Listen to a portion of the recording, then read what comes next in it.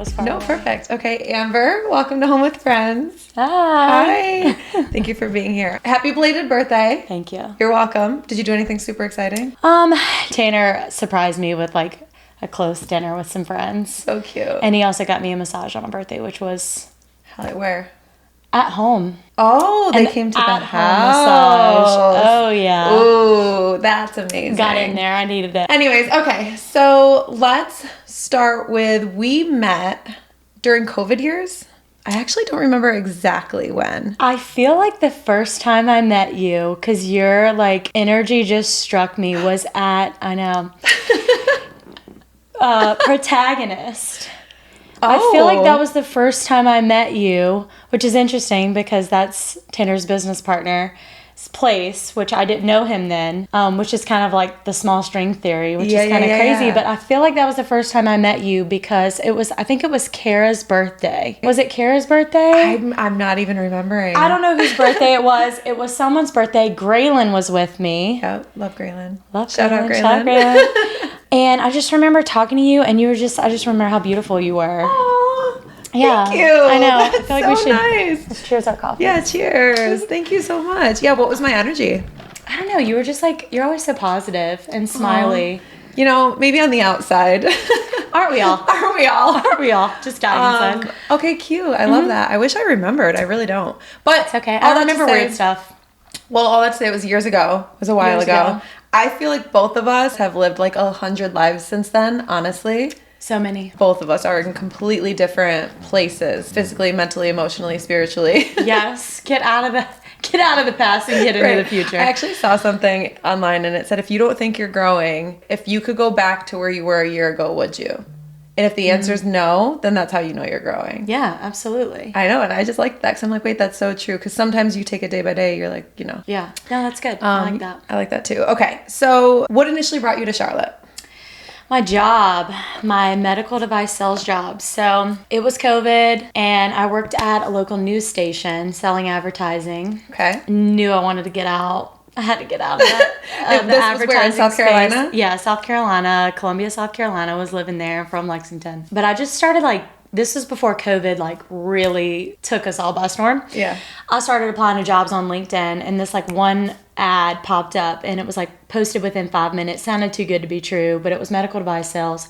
Always wanted to get into it, and it turned into like this like crazy 5-month long interview process because within that like COVID happened. Okay, that makes sense. So I actually only had one interview in person, and the rest was all like via obviously Zoom or Teams, whatever it was. Zooms, whatever it was at the time. Okay, so you get the job. I get the job, which is wild. It's not that wild. Of course you got the job. Funny enough, I applied for the position when it was actually the Columbia territory, Columbia, South Carolina. And when he was interviewing me, the person who had my job in Charlotte quit, and the Charlotte territory opened up. So he had 2 candidates that he really, really liked. And this other girl at the time, like, she's married, she had kids, and it was like Columbia, Greenville.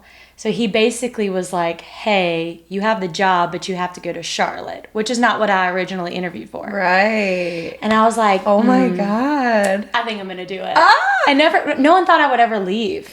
What made you decide to do it? I don't know. I just felt like at that time things were happening, and I needed a change.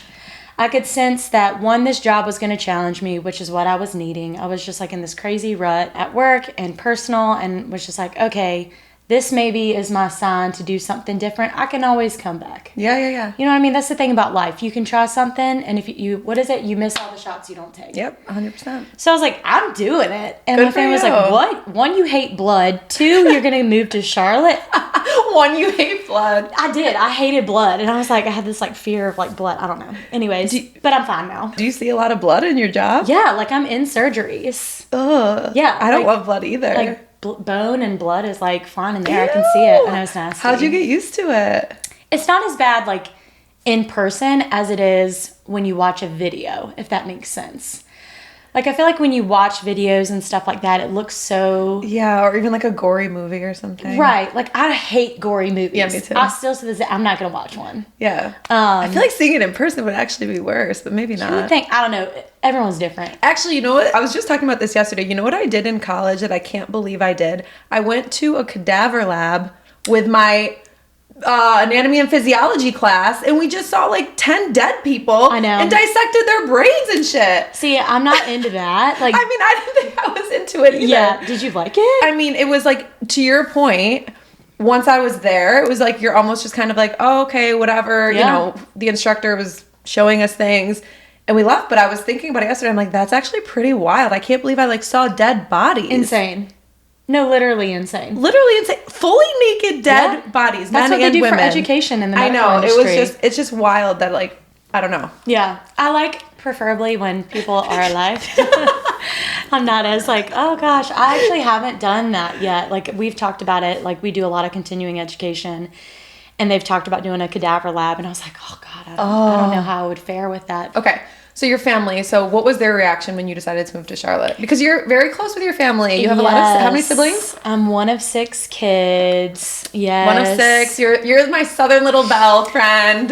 Yes, the southern girl with all the siblings. And, you know, my parents are amazing. They did a really good job. But yeah, that was tough. Like I spent almost every day with my family. And obviously COVID, we were always together too. But yeah, they were like, there's no way you're moving. And I was like, I am. Wow. Okay. I'm doing it. So what is your current living situation and how do you feel about it? I live with my husband in Plaza. Recently married. Let's give a shout out. You just got married this year. So yeah, shout out March 15th. You were there. I was there. Stunning. It was such an amazing weekend. Thank you. No, truly. We really it's so crazy that I never thought I'd be in Charlotte and then also like be a homeowner now and then also just feel the community here. Yeah. I love Plaza. Yeah, I love So Plaza I feel amazing too. about my living situation. Okay, We good. literally live right down the street from the park. We have so many like young couples. Yep. We have like our elderly neighbors across the street. She literally brought me a bottle of wine for our wedding present. And it was like this cute story of this vineyard that had to close down for 8 years and they're finally making bottles again. She gave us one of them. Oh, wow. I know. Having good neighbors like that's great. You feel safe. You feel cared about. They look out for you. Yes. Oh, that gives you the family vibe. Okay, so you just did a full-blown renovation though. Yes. That's what I want to kind of dive into. Okay. The home that you're living in now, Tanner already owned it. Yes. When you met him. Yes. Okay. Thanks, Tanner. Thanks, Tanner. Thanks, Tanner. Thanks, Tanner. So walk us through the renovations. Like, tell us everything you did. Literally full gut, like crazy. We had to add stairs, like we redid the attic. It was decision fatigue. It was decision fatigue. Okay. Because if someone wanted to start right now, obviously that's the most overwhelming project, right? Especially when you're doing a full gut. So where do you even start? What advice would you give? If you're in a relationship, it's a good relationship builder. If you can renovate a home together, you can do anything and plan a wedding. And open a business. We're going to get there. And open a business. Woo! Yeah, I mean, I think just start. Like, figure out, you know, if your house has good bones, what project is the most important part to you? And focus on that. Get excited about that. I think looking back on it, that would probably be my advice. Like, you can look at the whole thing and get super overwhelmed, super overstimulated. I have like ADD like no other. So when I go into a project, my mind goes here and there and everywhere, but really just focus on something that you're most excited about. Make decisions about that space. Yeah. And then work around that. That's good advice because being excited keeps you motivated. Absolutely. Exactly. Did you guys hire an interior designer? Girl, no. You were the interior Me designer? and him, yeah. Okay. Project manager 1 and 2. So why did you guys decide to renovate as opposed to move or build? I don't know. It was really, Tanner really wanted to renovate it. I was just kind of along for the ride. I don't know. He really wanted to. So I was like, yeah, of course. Like, this could be fun. And then all of a sudden I was like, ooh, it's not as fun as I thought it was going to be. This is overwhelming. I was like, I'm overstimulated. Yeah. But yeah, no, I think, you know, he has an eye for it. He's owned a couple other houses in Charlotte and they've done the same thing, just kind of spruced it up for the next step. I don't think, you know, it's our forever home. We absolutely love it, but it's just kind of like, it needed some upgrading. Okay, got it. He saw the vision and we executed, sort of. Yeah. No, what do you mean? Yeah. What's something you learned through the renovation process? Again, just all the decisions that go into it. I have so much appreciation for the companies that like go in and do that because it really is a skill. Like, Obviously, like, construction's a bunch of math, and, like, for me, math is, like, one ear out the other. But it really is impressive, like, how quickly some of these things can be done, and I just had a whole new appreciation for the whole process. And again, it's just all the small details. Like, you don't think about, like, in your bathroom, right? Like, it all comes together, but the paint, right? Like, you kind of have to do it all at one time. The paint color doesn't necessarily match with the tile that you picked. Like, all these little pieces in your head, they kind of have to come together. And I think that was the most overstimulating thing for me to choose, was making sure everything jived together. Well, and to your point, like, some people might do a full kitchen reno or bathroom reno or living room, but to do the entire house, that's crazy. Oh my God, it's crazy. Did you guys have a certain budget? Did you guys exceed that budget? How did that work? Yes. He had a budget in mind, and I was sort of like, I think it's going to be more than that. I was like, it definitely thinks I feel like with things like that, it always ends up being more. You rarely hear stories where it's like, yeah, we were under budget. Right, exactly. No, it's not. Again, like, looking back on it, we're still super happy we did it. No. Thankfully, we didn't have anything, like, wrong with the house. When someone, like, renovates it, something like termite damage. Right, like, you take out a wall and you're like, oh, wow. Foundation's wonky or something. Like, we had a win. Like, the kitchen used to be sectioned off with a wall, and there was, like, laminate flooring over laminate flooring. And so we were like, oh my gosh, like, why is there laminate in the kitchen? Lo and behold, they started ripping out the floor, like the laminate and that little archway that went up that divided the kitchen from the dining room. And they covered up the hardwood. Oh, which so I feel like you see a lot. You didn't even know you had hardwood. We didn't even know we had it under there. Wow. So we just, like, restored that. Beautiful. We restored all the hardwoods in the house. So we got lucky there. Yeah. But yeah, definitely went over budget. Maybe I had something to do with that. I don't know. But, like, how much did you go over budget? I would say a lot more than we had anticipated. Yeah. I love it. Okay. Not terrible, but definitely a lot more. Okay. What's your favorite? You just said your advice would be to get excited about something. What was your most exciting part of the reno? What's your favorite project, room in the house? Originally, it's a toss-up. It's going to sound so random, but I'm super proud of my, like, half bath, my little powder room. Cute. Originally, I love my kitchen. I love to cook, and I was big hype on the countertops that I picked out because I wanted them to look a certain way. What did you pick? I picked, like, quartz countertops, but they have, like, the marbling in them, like the gold and the gray. Backsplash all the way up the wall, the waterfall island, and all that fun stuff. But really, I just wanted more counter space and a dishwasher because I lived without a dishwasher for a year, so I was so excited to have a dishwasher again. But no, the powder room, like, I just, like, really kind of popped off with that. Explain it to me.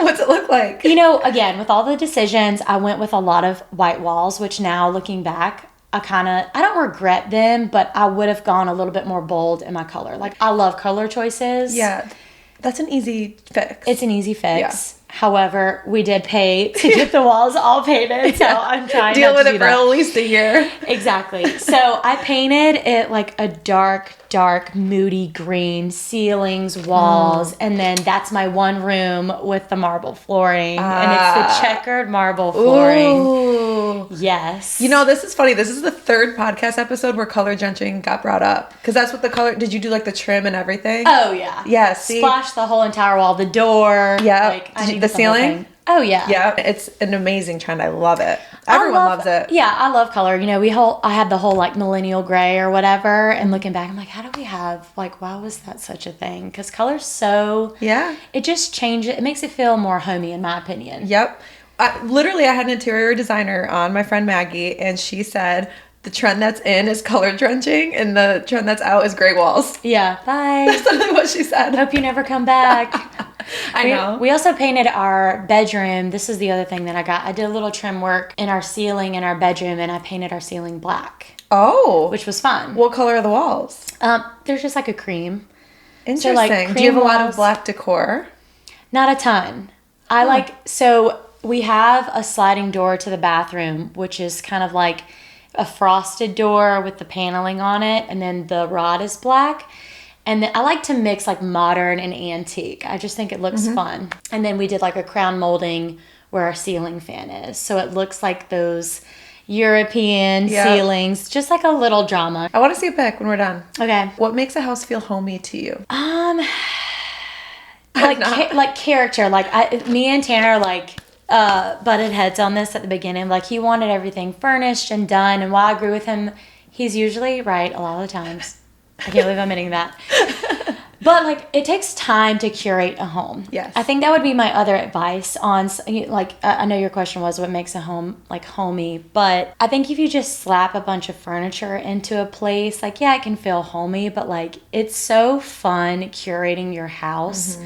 Because there's already pieces that I regret buying, which I sell them on Facebook Marketplace. But like just like fast fashion, there's fast furniture. Yes. So like don't freak out. You have time to make your home exactly what you want. Yep, I agree. Just get the basics. I know, I agree with you. And I think it actually even relates to fashion. Speaking of fast fashion, I think the older I get, I appreciate like a staple piece of clothing that might cost a little bit more, or like a vintage piece. Yes. My mom yesterday, I was over there, she gave me like her old, I don't have them on, but like all her gold jewelry. Okay, dreams. And bracelets. I know. Goals. Because like she doesn't wear them. I'm like, no, like I want that vintage look. I know. I love it. Was the renovation so you guys can be in it long term and start a family in that home, or more to just update it and sell it? Original thought was like update it and sell it, maybe have like our first kid there. I still think that that's probably the goal unless like something else happens. Yeah. But really just to, I think, update it. I think looking back on it again, like I let him have like most say in like what he was doing because it was really something he wanted to do. But I was like, we have to have a tub in here somewhere for the kids. Oh, yeah. So also tip, like if you're like renovating, I know there's like waterfall showers and you can get around it, but I think a tub is super important for kids. Yeah, that's very true. So financially, a renovation, a full gut renovation like that is going to take a toll on anybody, any relationship. You were simultaneously planning a wedding. Yes. Okay. Yikes. Ah. and Tanner was opening Tipsy Pickle. Yes. All at the same time. All of this, don't recommend. Those are major things that people don't, they might not even do one of those things in their lifetime. Yeah. So you're doing 3 at once. So finances are just something that like, it's just tough for people to talk about in general. Like, how did you and Tanner approach that? I think him and I have both just been super transparent about everything from the start. And like transparency is key, especially if you're going in with someone. If you're single doing this yourself, right? Like, maybe go to someone, have them help you. But like, he's just really good at, I feel like, everything. Including pickleball, apparently. Literally including pickleball. I literally texted his parents and I was like, you guys just like raised like an all around like just champion. I don't really know. I know, I sound so lame, but it's cute. His brain literally works. Like, I'm just lucky in the fact of how his brain operates. Like, he just puts his mind to something and he does it. But on the financial conversation, I myself am not like a big spender. I never really have been. I've always been very frugal, and so is he. So that's why we jive. Yeah. We were both very frugal. He, built up a business and sold it and had a previous job, and it was just the right timing for him. So I don't think either of us had spent a lot of money. So it's timing. I think you have to time it. I think on the topic, I saw something somewhere someone was talking about like I'm feeling like pressure to buy a house right now, and I would say if you're feeling pressure, like don't do it. I agree. I mean, yeah, you would probably know more than I, obviously, but like in anything, like if you're feeling like this is going to put me under a ton of stress, don't do it. Not to say that like doing it is not stressful. It's going to be stressful, but like if you are fine with your rent, like stay there. Like it is nice to have someone come fix your washing machine if it breaks. There are pros and cons to everything. There are pros and cons to everything. That is life. But big financial decisions are something you really need to sit and think about. Yes. And you need to talk about it. So the fact that you guys have been able to be transparent and communicate about it is why you were able to get through it successfully. Yeah. So you consider yourself good with money? I would say so. Okay. Yeah. Where do you think that comes from? Like, do you think it's from like the way you're raised? Probably. I think so. Maybe, but then you can have siblings that aren't. Yeah. You know, like I think me and my brother are probably very different when it comes to finances. So I don't know. Maybe just like a personality thing. Maybe. I don't know. I feel like, I don't know what made me so frugal. I know. It just like is ingrained in I know. me. I don't know really me either. I'm like scared to like lose all my money. Me too. But I just think I like seeing a certain amount. Yeah. in my bank account. Yeah, I think it helps too that you're successful on your own. So how did getting married change anything with your financial situation? Did you then get joint bank accounts? Did you have it before? We just opened a bank account together, which was cute and fun. I know, so fun. So fun. So fun. Who says that? So fun. We just opened a bank account. That's cute. It's married things. It's married things, and everyone feels so differently about that too. I know. It's circumstantial. Like everyone, it's not a one size fits all. Never. And that's why, like you said, talking about it is so important because what works for me is not always going to work for the other person. Right. But like I've been in a situation where I did not trust someone like at all, and I would not even think about the finances part of it. And now it's just like we're both on the same page. You know, I work, he works, but at the end of the day, like we know it's all going to be fine. So what's the point of the new account? Are you guys going to put a certain amount in there each month? Like what was the reason for doing that? I think it was just like, just to make things easier? Yeah, just to make things easier. We're still like, working out how exactly we want to do it. Like this is like fresh of last week. Yeah. No. I mean, I think it does make sense for like mutual expenses, like life expenses. You guys. Yeah, like the house. Yeah. Like I guess I'm always curious if people are going to put in X amount, or if there's that conversation of like, okay, you make more, I make less. So we're both not going to put in the same amount. Right. Like, are we going to like look at ratios? Right. Exactly. Yeah. I mean, I guess full transparency, we haven't really fully figured that out yet. We're still in the thick of it. But again, it's gonna be smooth. Yeah. I think the takeaway here is talk openly about money with your partner. Talk about it. It's important. It's very important, especially if you see a future with this person. I just don't think it's weird to even talk about kids super early on, finances, like what you spend your money on, what's important to you. And I think that's why him and I like jive so much, because we are so easy. You guys are just honest and open about what you wanted I trust from the him very to make beginning. decisions. Like he's very financially smart, way more than I am. Again, I'm good with my money. I don't spend a lot. That's why I'm financially smart. I just don't spend a ton. I wouldn't say like beyond that. I'm like a wizard with finances. But I like trust him. Yeah. Totally. He's taught me so much. And that's the other thing about like a relationship. Like get with someone who challenges you. And that's all I ever wanted, was someone who can challenge my thinking and teach me new things, and vice versa. Yeah. I think a relationship is just so much more than love, as corny and cliche as that sounds. It's like, this is a partnership. Yeah. This is someone who you're going to be making huge financial decisions with, raising children with, maybe if that's what you want, buying homes, traveling. Like this has to be somebody that you trust to make those huge decisions. No, literally. Heavy on the travel with. Yeah, travel with someone. Yeah. But like that's what we like to do. Yeah. That's what we spend our money on. Yeah. What's something if you were to splurge that you don't care about splurging on? Definitely travel. And my coffees every day. Yeah. We're like crazy. Where's your go-to coffee spot? Sorry. Giddy Goat's in front of me. Giddy Goat's good. Tipsy Pickle. Oh, I still haven't tried their coffee. You have to.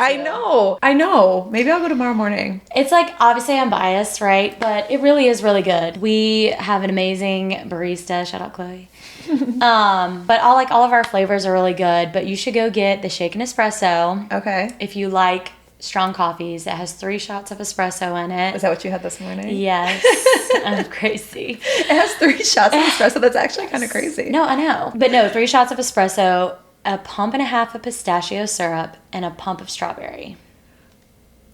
I will try it, because I will try anything once, but I cannot say that sounds good to me. Everyone says that to me, and then they have it, and they're like, this is good. I promise I will try it, and I promise I will report back. But if you're going to levitate to the moon, don't get the shaken espresso. Just get a latte. I'll make sure to eat with it. So, a fun fact about you is that you were on season 6 of Love is Blind on Netflix. Sure was. Okay, so because of that, your social media following grew pretty significantly. Yeah. Which you and I actually never really talked about. Did that happen? Was that like an overnight thing after the premiere? It was gradual. It took like a couple weeks, but yeah, it was kind of overnight. It was kind of crazy, yeah. Okay, so yeah, what's that feel like? Of course exciting, but like that aside, I assume it has to feel overwhelming and like pressure and vulnerable. You have now all these people on your page. Yeah, I mean, it was very overwhelming at the time. Like everything came out, because I honestly didn't anticipate to like be on it that much, but then the little that I was, like, yeah, I gained a following, and then like in Charlotte, like people recognized me for a little bit, and it was very overstimulating. I don't know why. I just didn't really think about that part of it all, but I can imagine for sure. fine now. Yeah, but like at first I was like, whoa. Yeah. Okay, so influencer marketing has major upside. Like obviously we see these influencers, we hear they're making like, you know, millions. It's insane. And like, of course, if we could, it is, it really is. So have you already leveraged your following, and how do you plan to monetize your influence moving forward? Yeah, so I think at first it was kind of like an unexpected situation, so I didn't dive into it right away. But I would say, yeah, I definitely like leveraged it. I did some partnerships with my wedding, which was really fun and cool. I worked with some amazing people with that. Did you get your wedding dress for free? Yes, I had a partnership for my wedding dress. That's so sick. They reached out to you? I think so. I had like randomly went in and was trying on dresses, and I think that they reached out actually for me to model for them, the place that I got my dress from, because they were just like, oh, she was so fun and enjoyable, and then they had told the owner, and I think either the owner reached out to me or their marketing person reached out, and then while we were there, I just kind of like was like, oh my gosh, like I haven't got my wedding dress yet, and you know, so and so on and so forth. That sells in you. That sells in me. But it worked out great. You know, like I modeled for them, and then obviously we like collabed on some posts, and they're incredible. But I just had to pay for alterations, so that was pretty cool. Wow. I mean, that's a great perk. Yes. Great and perk. then also bridesmaids dresses. Really? Yeah. Wow, I didn't know that. Yeah. I reached out, I asked, and they said yeah. Good for you. You gotta ask. It was awesome. It was a nice little treat for my girls. But yeah, definitely I'd say the most I leveraged it for was the wedding stuff. Okay. Do you have a strategy moving forward? Do you want to lean into it, or do you almost like not want to lean into it? I think I go back and forth. I feel like I would be really good at it if I had more time. Because it does. Influencing is a lot of time. Oh, yeah. And my job right now, like medical device sales, like I work all the time. I feel like I'm always gone. Yeah. Like, I don't even know what's happening anymore. But like I think that was the biggest deterrent of me like not going fully into it, because I am working so much on my day-to-day. I'm in my car. I'm in like offices. I'm in surgeries. I'm doing education events at night. And I had a couple people, like I had talked with a couple agencies, and they were like, yeah, you should definitely leverage your work stuff. And I'm like, I don't know if I want to do that. You know what I mean? I know exactly what you mean. I just don't think I want to take the route of like be the sales girl. Like I can talk anyone into being a sales. Like yes. You can do sales. Anyone can do sales genuinely. But I just like that's not what excites me. I get it. I want to leave it there. Just like I think my favorite part of influencing, or like the stuff that I enjoy seeing, is this can be a hot take on the next thing I say, but the first one is just like lifestyle content, which I guess you could talk about work, but more just like your day to day, kind of what you're doing, like what's the important stuff, like what makes you happy, tips and tricks, like not being, you know, just being yourself. That's what interests me. I love working out. Yes. But I don't want to go full Fit like bitch. Fitness. Fit bitch.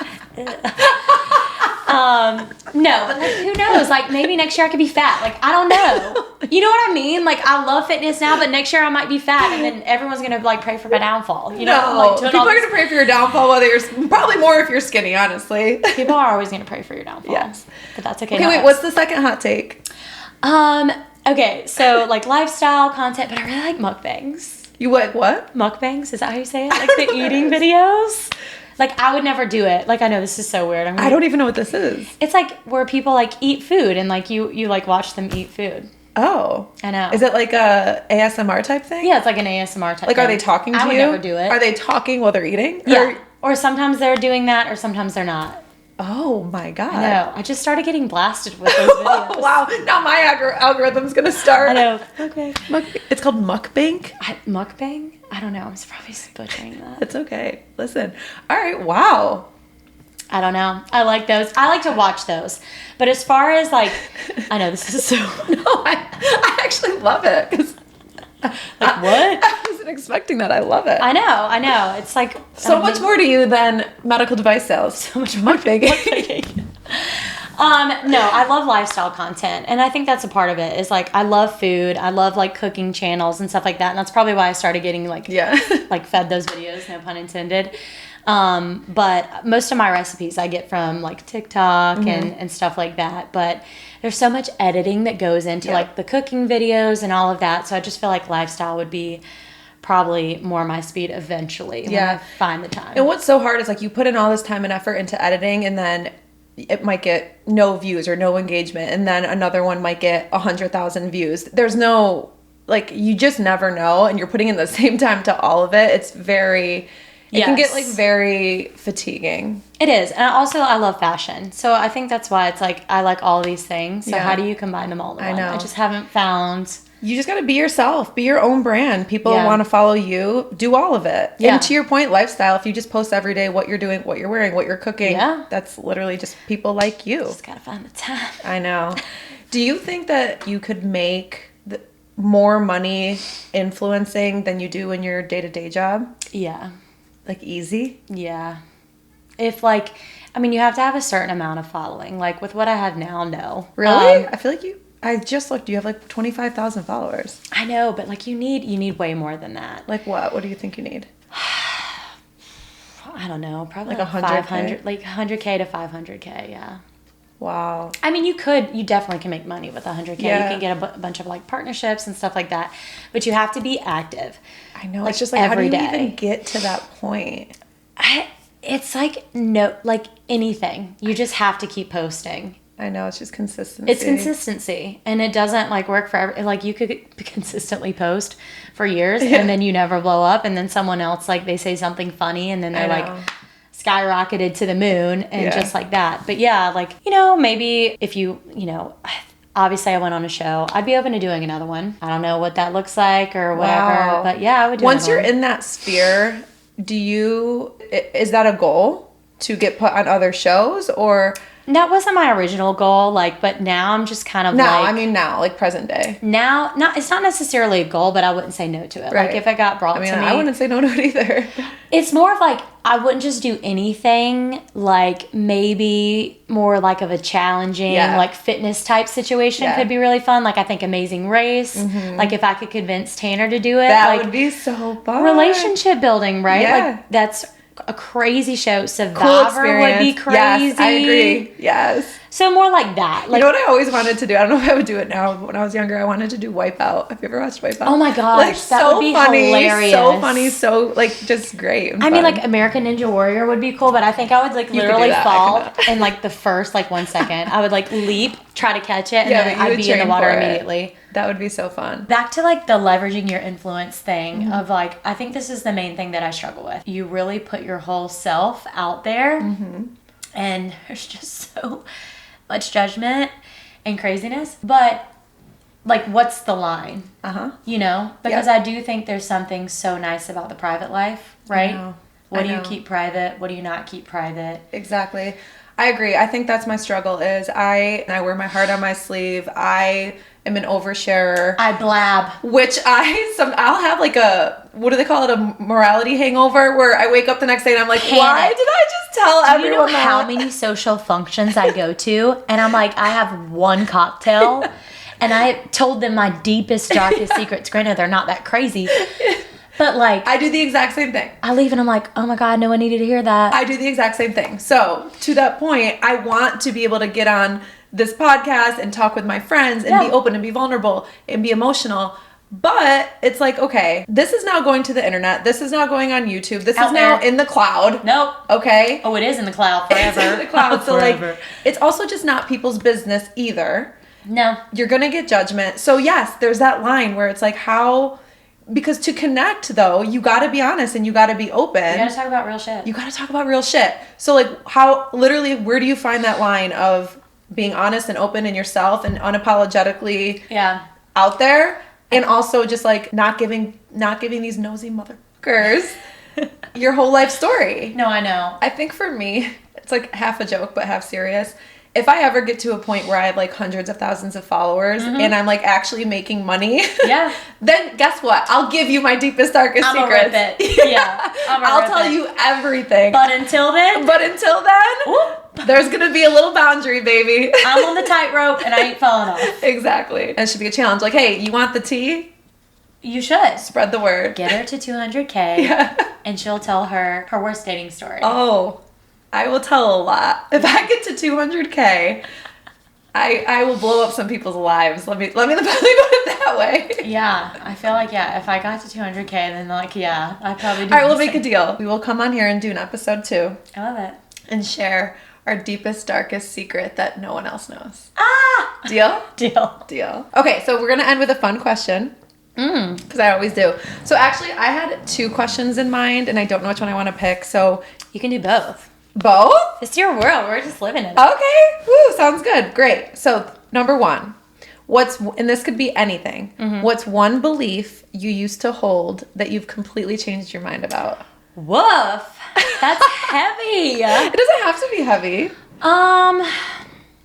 We can also skip it and do the second one. No, one belief that I used to hold heavy. That I don't believe anymore. That you've completely changed your mind about.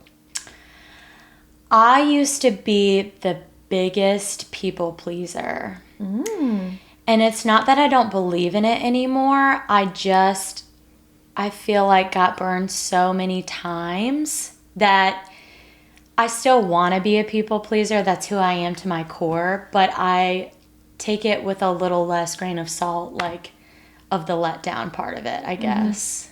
Your expectations are a little bit lower. My expectations are lower. I still believe in it. Do you think that goes more, I mean, of course you're happily married now, but do you think that was more romantically, like with men specifically, or just even with friends, family? Everyone. Unfortunately. Everyone. It's a blessing and a curse. Oh my God. Literally everyone. Your face. Oh my gosh. That's so funny. Yeah. No, I mean, I'm a very positive person and I like other people to be happy. And I think that's just where it stems from. Life's too short. But you cannot please everybody. You can't. They're always going to be preying on your downfall. You can't. I know. And that's okay. And like just with like, you want to just, I think it goes to like with showing up for people, like just accepting that some people aren't going to show up for you and that's okay. I know. I've learned that too. And it is funny because when you want to do, just when you're building a brand, launching a business, whatever, that's kind of when you really see it's kind of your friends that don't really support it. Yeah. And I don't even want to say it with like bad intentions because I don't ever hope or think it comes from a place of bad intentions. People just don't care that much because it has nothing to do with them. Yeah. And I think I'm just more aware of it. So now it's brought awareness to me to try to like be more supportive to other people. Because now that I'm trying to build something, I'm like, oh shit. Yeah. I'll admit that maybe I wasn't always super supportive maybe to other people in the past, but now I get it. So now let me try to do better. Yeah, like people are going to disappoint you. And I think like if you learn that early on, and I mean, you can still be a people pleaser, but just know that people are going to do what they want to do. Yeah, for sure. Only you can control what you can control. Yeah. All right, second fun question. Okay. You're the one that chose both. Okay. If your 16-year-old self, so reflect back on 16-year-old Amber. God. If your 16-year-old self met you today, what would she be most surprised about? That I'm just now married. You thought you were going to be married young? I thought I was going to have a kid by 24. I was going to have like, I don't know, 5 kids. Again, I'm one of 6 kids. And I did not know I was going to be such a career girly. Okay. I'm very proud of myself. I think for you. I'm proud of you too. 16-year-old me was very like, I'm still goofy, but I was like the class clown. I was so silly and like, I mean, good at school and all of that, but not like, I wasn't valedictorian or anything like that. So yeah, I think I'm very proud of like how successful I became and creating my own path and kind of just always achieving my goals. And you had to make hard decisions to get there because you could have been married young. I sure could have. You sure could have. Both of us. Both of us. I know. And listen, it's sometimes it's easier to just go with those things in those moments. Mm-hmm. The harder decision is to walk away. Absolutely. So you should be very proud of yourself. I think that I'd like to give some advice at this point. Please share. If your mind is telling you, why am I here? Or should I walk away? Or why if you're questioning a lot about your situation, you should lean into that. And it doesn't have to be right then and there to walk away, but you should probably walk away from that. Listen, your gut and your intuition is so powerful. And so powerful. You usually know deep, deep down. You know. You know? Girl, you know. You know. You know. No, really. It's like you know deep, deep, deep down the right decision. It's just so scary to make. Yeah. And terrifying. Also, it's like, listen, if you're looking for a sign. Yeah. That's your sign. Is your sign. Girl, it's the biggest flag that could ever be waved. If you're looking for a sign of like maybe I should leave or whatever, you alone needing that validation is because that's already a deeper inner truth. Yeah. It's already a knowing that you have. Yeah. You just want reassurance that you're making the right decision. But guess what? You're never going to get that reassurance from somebody else. Nope. You can only find it within yourself. That's exactly. It. I know. I mean, I'm stubborn. Like I'm super stubborn. I'm a Taurus, baby, through and through. Gemini. Don't know which side of the coin you're going to get. But no, literally, I feel like that's the other important part of it. And like what I tell people is like, you have to be ready. No one else, everyone can give you advice. I know. Everyone can tell you this, but just like listen to yourself. I know. You know yourself. You know what you need. You know what you're deserving of. I know. You know what type of person you are. You know what I mean? Like, and this could be with work, relationship, buying a house. You know what I mean? Listen to your gut. I know. You have to. You have to, because that's all you have at the end of the day. But I will say this too, like if you see one of your friends going through that, don't make them feel bad about it. Just be supportive. I agree. I'll tell my friends if I'm opening up about something, I actually really try to preface it with, listen, I don't need tough love right now. Yeah, I love that. I say, I don't need tough love. I don't need you to tell me I told you so. I don't need you to lecture me. Yeah. I just need you to like be there and listen and give me a hug or something, you know? It's like, no, really, because I know. You don't need to tell me. I already know. Yeah. And there is like some like almost like guilt or shame. Yes. Guilt and shame or just self. I look back at and I get mad at myself. It's just this like, oh, I knew that a year ago, you know? Yeah. Why did it take me a year? But so what? You're stronger now. Exactly. But guess what? It took me a year. It didn't take me 7 years. Whatever the case may be. Like you can look at it both ways. People need to be more respectful of other people's decisions, even if it's not one that you would do your own. It doesn't mean I can't love you through it. We all have to learn. And that comes from a place of growth. It comes from a place of different experiences. And maybe sometimes when someone's like more aggressive in that tone, they haven't experienced it themselves. Yes. Yep. But coming from experience, it's like, it's so important. Check on your friends, love them through it. Yep. If they make a decision that you wouldn't make, it doesn't mean that you still can't support them through. Exactly. They're clearly wanting to open up and talk to you about it or just wanting a hug. They'll eventually land where they need to land. And that's part of friendship. Yep. That's beautiful. Thank you. Perfect advice. Thanks. That's a wrap, baby. That's a wrap. Yay!